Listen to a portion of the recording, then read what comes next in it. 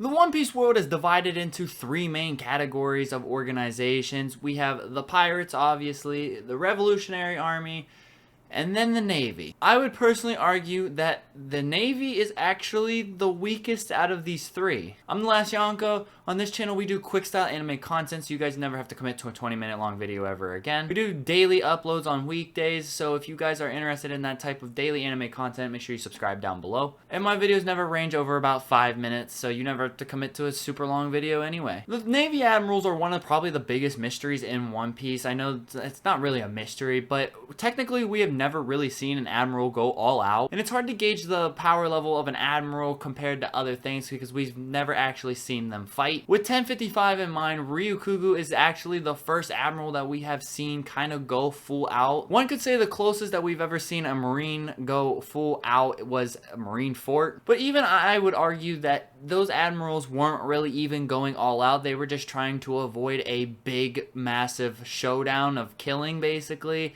installing them just so they could execute Ace. Because the Navy kind of knew if they fought Whitebeard head on, it would be an absolute bloodbath for everybody, so why would you want to do that and just try and stall them as long as possible, kill the boy off, and get out of there. Akainu is probably the strongest out of any of the admirals that we've seen, and he's actually the fleet admiral now. So I would argue that maybe Akainu is probably the strongest, and maybe he's the only one that could really shape up to be a strong contender for a really strong character. But honestly, all of the other admirals haven't impressed me. They haven't done really anything. They just carry presence with them, but I'm starting to really doubt that presence. And I'm even gonna argue after Wano, I think most of the Straw Hats are actually stronger than an admiral. With 1055, we saw the monster trio, or the monster quadruplets?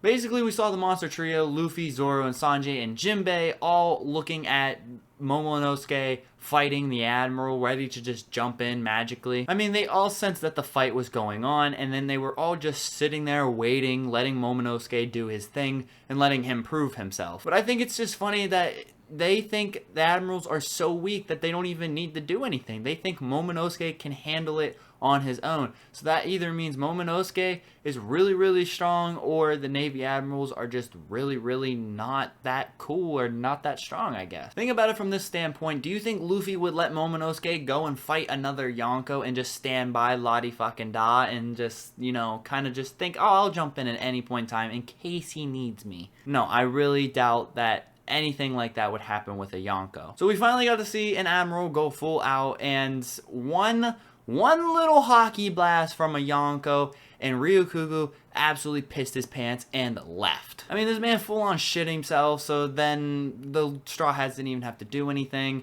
and I mean, it was just kind of embarrassing for Ryukugu. If Green Bull comes in here talking all this smack just to get absolutely cranked by a little Conqueror's hockey blast, that's kind of crazy. And even the Revolutionary Army is stronger than the Navy Admirals. I mean, we saw the 4 top generals of the Revolutionary Army go against 2 of the Navy Admirals, and the Revolutionary Army managed to accomplish their goal and escape before the Admirals could do anything to them. Now, you could argue that they were in the Holy Land of Mary Joie, so they really couldn't go full on out. Like, we saw Ryukugu's powers are very widespread, so that would cause a lot of damage to the Holy Land that they're supposed to be protecting. So I doubt Ryukugu did really anything in that fight, but still, I mean, come on. That is why I believe the admirals are the absolute weakest group of people out of anybody. Let me know down in the comments below, how many admirals do you think it would take to either stop a Yonko or the Revolutionary Army? Because I'm not gonna lie, I'm starting to think it would take all 3 admirals just to stop one Yonko, and I still don't think it would be quite a fair fight. I think the Yonko would still come out on top, but you know,